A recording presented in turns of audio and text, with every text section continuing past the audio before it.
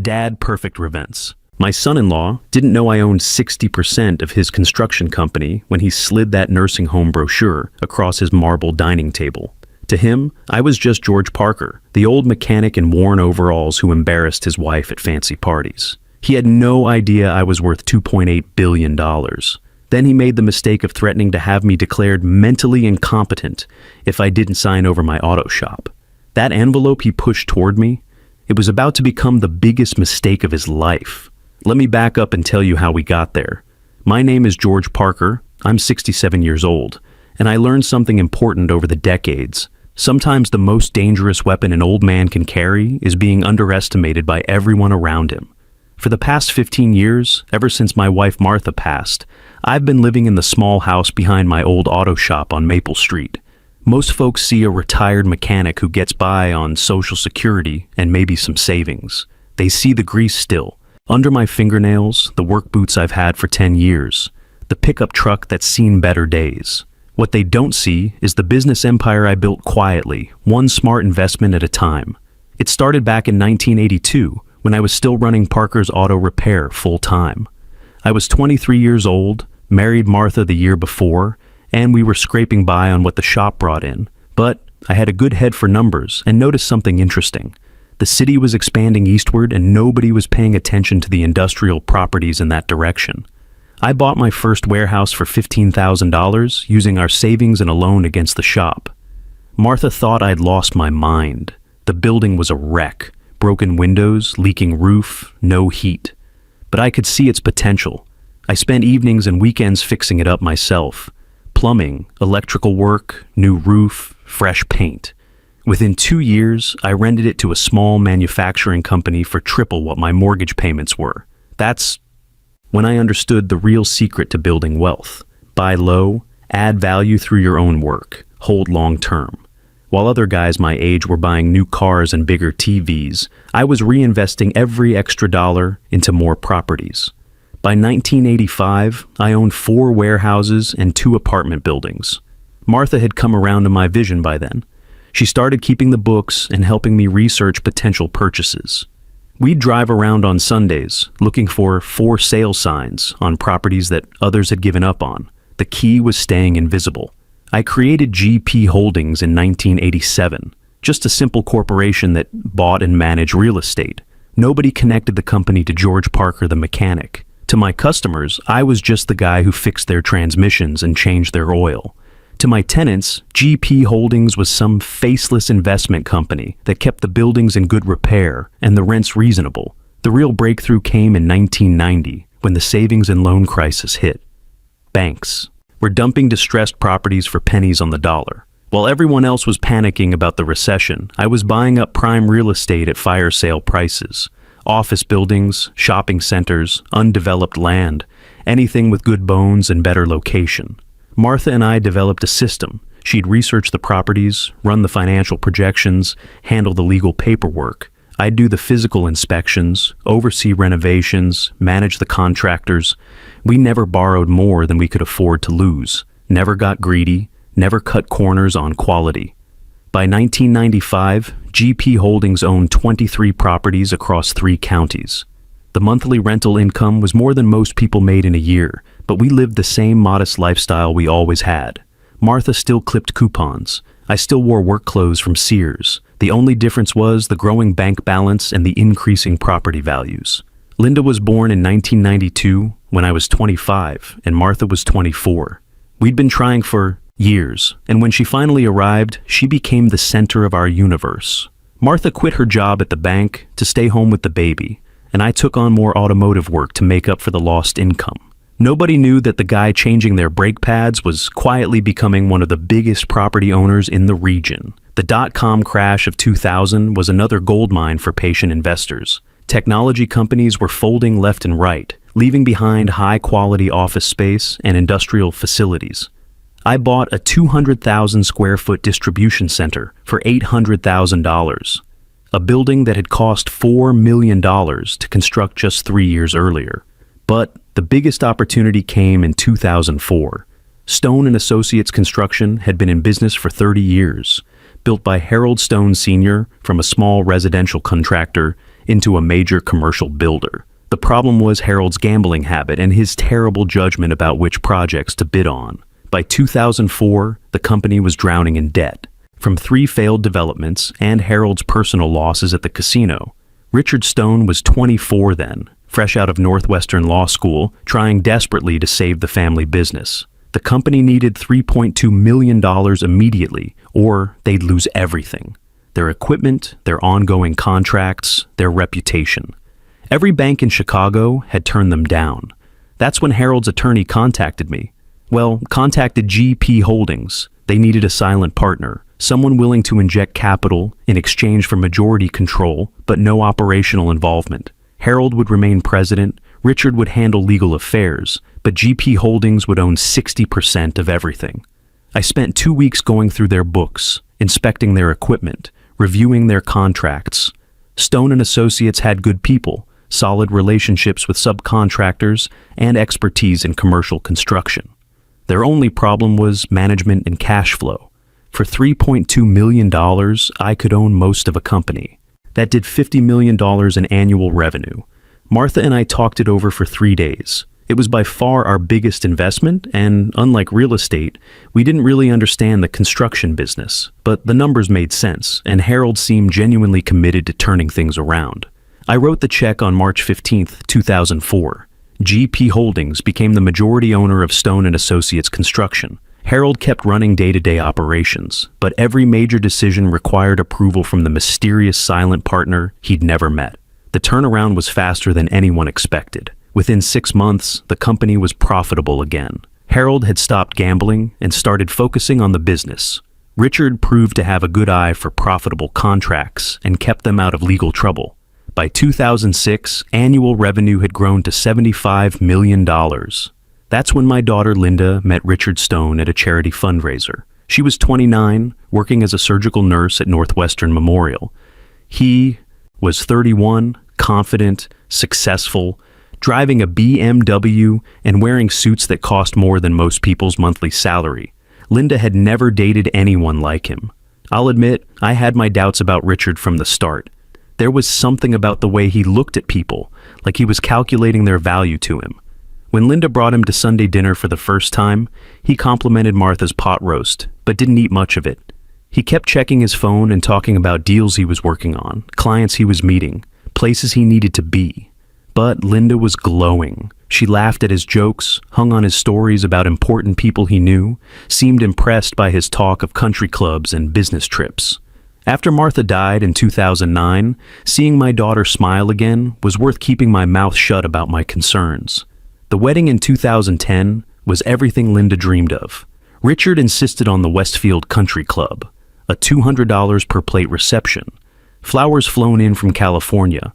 The whole thing cost more than I'd paid for my first 3 properties combined. I offered to help with expenses, but Richard waved me off. "Don't worry about it, George. This is what insurance policies are for." I didn't understand what he meant at the time. Later, I learned that Harold had taken out a massive loan against the company's assets to pay for Richard's lifestyle expenses. The wedding, the honeymoon in Italy, the down payment on their mansion in Westfield Hills, all of it financed by debt that Stone and Associates would spend years paying off. Not that I minded the company taking on debt. As the majority owner, I could see exactly where every dollar went through the quarterly financial reports my attorneys received. Richard was spending like a man who expected unlimited future earnings, and Harold was enabling him by treating the construction company like a personal ATM. The mansion they bought was impressive, 6,000 square feet on 2 acres, marble floors throughout, a kitchen that looked like something from a magazine. Richard loved showing it off. He'd invite clients over for dinner parties, take photos by the pool for his social media accounts, make sure everyone knew he lived in the most exclusive neighborhood in town. Linda seemed smaller in that house somehow. She'd fuss over every detail when I visited, adjusting flowers that were already perfect, apologizing for everything from the traffic to the weather. The woman who used to change spark plugs in my shop was now worried about whether the wine glasses matched the china. Richard's attitude toward me got worse over time. At first he was polite enough, though he never looked me in the eye when we talked. Then came the little comments about blue-collar work and how important it was for people to know their place in society, He'd talk about Linda's unfortunate background, like she should be ashamed of growing up in a working-class family. The breaking point came in 2018 when Linda got pregnant. She was 41. Richard was 39, and they'd been trying for years. Martha and I had always hoped for grandchildren, and even though she wasn't there to see it, I was thrilled about becoming a grandfather. Richard seemed less enthusiastic. He worried about the timing, the expenses, how a baby would affect their social calendar. When Linda lost the baby at 12 weeks, Richard blamed the stress of dealing with family obligations, meaning me. Maybe if Linda wasn't constantly worrying about her father living alone in that rundown neighborhood, he told Harold one day, not realizing I was within earshot. The stress of managing elderly parents can't be good for pregnancy. That was when I first understood that Richard saw me as a problem to be solved rather than family to be supported. In his mind, I was the embarrassing father-in-law who reminded people of Linda's humble origins, the old mechanic who didn't fit into their country club world. The real trouble started 18 months ago when Richard began pushing his Riverside Legacy project. It was supposed to be his masterpiece, a $2.8 billion mixed-use development with luxury condos, office space, retail, and a marina. The project would transform 50 acres of abandoned industrial land along the Chicago River into the kind of upscale community that attracts investment from around the world. Richard had been working on the concept for 3 years, assembling parcels of land, negotiating with city planners, courting investors from New York and Los Angeles. Stone and Associates would be the general contractor, but more importantly, Richard would be the lead developer. Success would establish him as one of Chicago's major real estate players. There was just one problem. My auto shop and the house behind it sat right in the middle of the land he needed for the main access road. Without that quarter-acre parcel, the entire development would be landlocked, accessible only through narrow side streets that couldn't handle the traffic from 800 residential units and 200,000 square feet of commercial space. Richard started visiting more often, always with some excuse. He'd bring architectural plans to show Linda, spreading them across my kitchen table like he owned the place. The plans were impressive, beautifully drawn renderings of glass towers reflected in the river, pedestrian walkways lined with trees, retail spaces that looked like European shopping districts. He'd point to where my property was marked and make comments about how unfortunate it was that one small parcel could hold up such an important project. The way he said it, you'd think my refusal to sell was somehow selfish, like I was standing in the way of progress for the entire city. Of course, we'd make sure you were taken care of, George, he'd say, not quite meeting my eyes. There are some really nice senior communities around here, much more appropriate for someone your age. I let him talk. I've learned over the years that you find out what people are really made of when they think they have power over you. Richard was showing me exactly who he was, and I was taking mental notes. The financial pressure got more intense as his project deadlines approached. Richard had lined up $400 million in initial funding from 3 major investment groups, but the money came with strict conditions. Every piece of required property had to be under contract within 18 months, or the investors would pull out and find another project. Every week, Richard made new offers for my land. First $200,000, then $350,000. Finally, $500,000 for property I'd bought for $8,000 in 1985. Each time I'd listen politely and decline. I'm not ready to sell, Richard. This place has too many memories. That's when his mask started slipping. The polite suggestions became veiled threats. He'd mention how dangerous it was for elderly people to live alone, how accidents could happen to someone my age. He started talking about Linda's financial security, how she deserved better than worrying about her aging father's well-being. The most telling conversation happened 3 months ago. Richard was showing Linda updated renderings of the project, pointing out features he thought would impress potential buyers. Premium appliances, smart home technology, private elevator access, panoramic river views from every unit. We're talking about revolutionizing this entire area, he said, his voice taking on the evangelical tone he used when discussing business. Property values will triple within 5 years. The city will benefit from millions in additional tax revenue. We'll create 2,000 construction jobs and 800 permanent positions. Linda nodded along, but I could see the worry lines around her eyes. She knew what he wasn't saying, that none of it would happen unless I agreed to sell. Maybe we could find another way, she suggested quietly. Maybe the road could curve around Dad's property. Richard's jaw tightened. We've been through this, Linda. The engineering studies are final. There's no other viable access route. Your father's stubbornness is jeopardizing a $2.8 billion investment and thousands of jobs. The way he said your father's stubbornness made it clear that he blamed Linda for not being able to control me. In Richard's world, family members were assets to be managed, not people to be respected. 3 weeks ago, Linda called me on a Tuesday morning. Her voice sounded strange, rehearsed, like she'd been practicing what to say. Dad, Richard and I were talking, and we think it might be time for you to consider, well, some changes.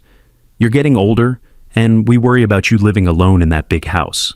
The conversation that followed was painful. My daughter, the woman I'd raised to stand up for herself and others, was reading from a script her husband had written.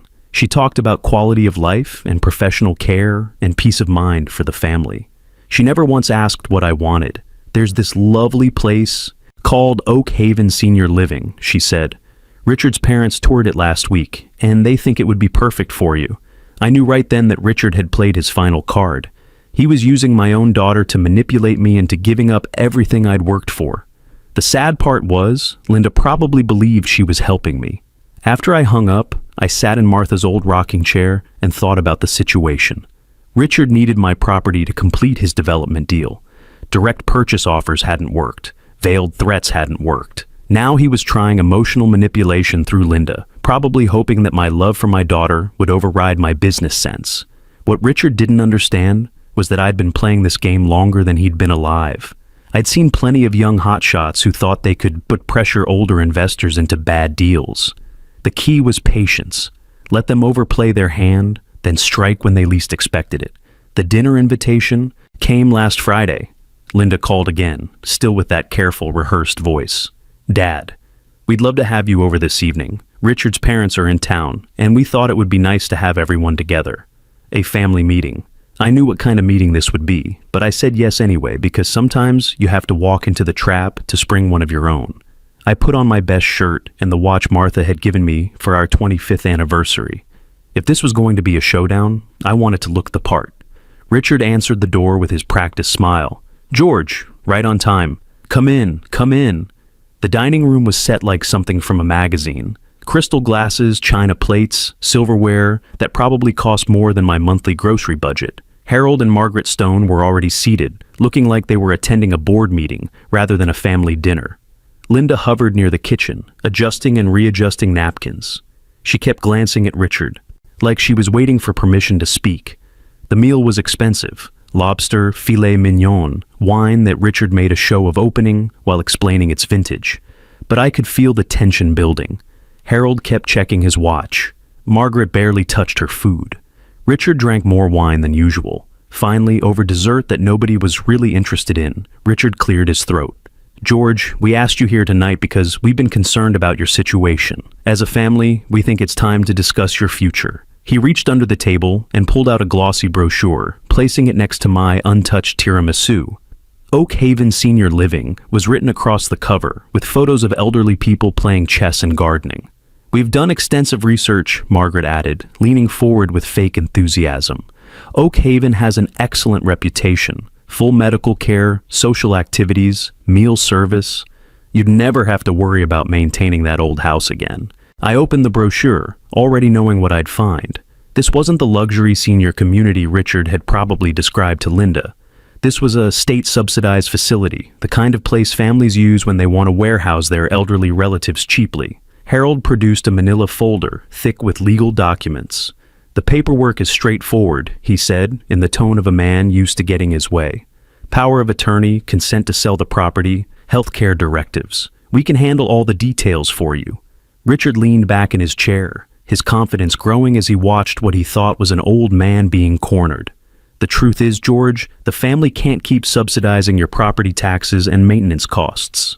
Stone and Associates is facing significant expenses with the Riverside project, and frankly, we need the capital that selling your place would provide. The lie was breathtaking. I'd been paying my own bills for 67 years, including property taxes on land.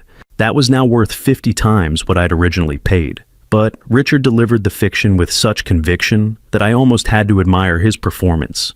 Everyone benefits, Harold continued. You get professional care, we eliminate a financial burden, and Richard can move forward with a development that will benefit the entire community. Linda finally spoke up, her voice barely above a whisper. Dad, we really think this is best. You're getting older, and that house is so big for just one person. The neighborhood isn't what it used to be. She couldn't meet my eyes when she said it. My daughter, who I'd taught to change her own oil and balance her own checkbook, was asking me to give up my independence so her husband could bulldoze my home. That's when Richard showed his true colors. Look, George, you can do this the easy way or the hard way. If you won't sign voluntarily, I'll petition the court for guardianship. I'll bring doctors who will testify that you're becoming senile, that you're a danger to yourself. He leaned forward, his practiced charm replaced by something ugly and predatory. I'll have you declared mentally incompetent and committed to a state facility where you'll spend your remaining years drooling in a wheelchair. The choice is yours, but either way, that property is getting sold. The threat hung in the air like smoke from a house fire. Margaret nodded approvingly. Harold's mustache twitched with excitement. Linda sat there with tears rolling down her cheeks, saying nothing while her husband threatened to destroy her father's life. But it was Linda's silence that broke my heart. The daughter who used to defend stray animals and lost causes just sat there, choosing her husband's money over her father's dignity. I looked around the table at these four people who thought they'd cornered a helpless old man, and I smiled. Not a bitter smile or a sad one, but the kind of peaceful expression that comes when you finally get to stop pretending. Well then, I said, reaching for my phone, I guess it's time to finish this. Richard actually laughed as I pulled out my old flip phone. What are you gonna do? Call the police? This is a family matter, George. You're embarrassing yourself. I dialed a number I knew by heart and put the phone on speaker. Philip Davis Law Offices, came the crisp, professional voice. Philip, it's George Parker. I need you to activate Clause 17 of the shareholder agreement for Stone and Associates Construction. Immediate asset freeze and prepare termination papers for Richard Stone, effective tomorrow morning. The silence that followed was so complete, it seemed to have weight. Richard's face went through several color changes, confident pink to confused white to something approaching gray. Mr. Parker, Philip's voice carried clearly through my ancient phone. Shall I schedule the emergency board meeting for 9 a.m.? Make it 8 a.m. sharp, full board attendance required. And Philip? Make sure security is there to escort Mr. Stone from the building. Consider done, sir. Anything else? That's all for tonight. Thanks, Philip. I closed the phone and set it gently on the table between the nursing home brochure and Richard's legal documents. Richard had shot to his feet, his chair scraping against the marble floor. What the hell is going on? George, what are you talking about? Shareholder agreement? Termination papers? I stood up slowly, my back straight with the dignity I'd carried through 67 years of life's battles. You want to know about GP Holdings, Richard? The anonymous investor who's been funding your company's growth for the past 20 years? The one whose approval you've been desperately seeking for your Riverside project? His mouth opened and closed like a fish out of water. GP Holdings stands for George Parker, son. I own 60% of Stone and Associates Construction. I've been the majority shareholder since before you graduated law school. The sound Richard made wasn't quite a laugh and wasn't quite a sob. Harold collapsed back into his chair like someone had cut his strings. Margaret's perfectly applied makeup couldn't hide the gray pallor spreading across her face. Linda stared at me with dawning recognition, her tears stopping as understanding finally broke through years of manipulation. You, Richard whispered, you're the silent partner, the one we've been trying to impress, the one whose funding we need, the one you just threatened to have committed to a mental institution I finished for him. The one whose property you planned to steal through elder abuse and fraud. The next morning, I put on my best suit and walked into the Stone and Associates building at 7:45 a.m., accompanied by Philip and 2 corporate security officers. The boardroom was full, 10 minority shareholders who'd watched Richard's increasingly reckless management with growing concern. When I took my seat at the head of the conference table, several of them smiled with what looked like relief. Ladies and gentlemen, I began. Last night, Richard Stone and his father attempted to defraud the majority shareholder through elder abuse, coercion, and conspiracy to illegally seize private property. Philip activated the projection system, displaying enlarged copies of the nursing home brochure and legal documents from dinner, along with recordings I'd made of Richard's threats. The evidence was damning. Richard's plan to have me declared mentally incompetent. His threats about state facilities and wheelchair confinement. His admission that the company needed my property for the Riverside project to succeed. Margaret Chen, who controlled 8% of the company through her investment firm, shook her head in disgust. I moved for immediate termination of Richard Stone as chief executive officer. Seconded, said Robert Martinez, whose crews had built half of downtown Chicago. All in favor? I asked. 10 hands rose without hesitation. The vote was unanimous. Richard was escorted from the building by security, carrying his personal items in a cardboard box. His corporate credit cards were canceled, his company car repossessed, his access to all accounts terminated immediately. 6 months have passed since that night. Spring came early this year, and from my kitchen window, I can see the construction crews working on the Riverside Legacy project. But it looks nothing like Richard's original plan. The new CEO, Nancy Coleman, redesigned the entire development to curve around my property instead of bulldozing through it. My auto shop and house now sit in the center of a small public park, where office workers come to eat lunch under the oak trees Martha and I planted 30 years ago. Richard's lawsuits collapsed when his attorneys realized he'd been recorded threatening elder abuse for financial gain. Last I heard, he was selling insurance in Tampa, sharing a cramped apartment, learning what it means to count every dollar. This afternoon, Linda knocked on my door. She was wearing a simple cotton dress instead of designer clothes, her hair in a practical ponytail. She'd been working as a receptionist at a dental office for 4 months, taking the bus to work, living in a studio apartment, but she looked real for the first time in years. "Hi, Dad," she said. "I brought soup. We ate chicken and dumplings at my kitchen table, the same recipe Martha had made when Linda was growing up. As the sun set behind the trees, we sat on the front porch steps like we used to when she was 10 years old. "I'm sorry," Linda said quietly. "Not for leaving him. That was the smartest thing I've done in years. But for choosing his money over your dignity." I reached over and took her hand, noting the small calluses from her new job. "Sweetheart, you learned the most important lesson there is. Character is the only currency that truly matters. My house stands strong around us, filled with memories that no amount of money could purchase and no threat could destroy. The real treasure is sitting here with me, eating homemade soup, and finally understanding the difference between having everything and being everything. Sometimes the greatest power lies not in what we display, but in what we choose to conceal. I spent 20 years being underestimated, and it gave me the perfect position to protect what really mattered. That's worth more than all the marble floors and crystal chandeliers money can buy."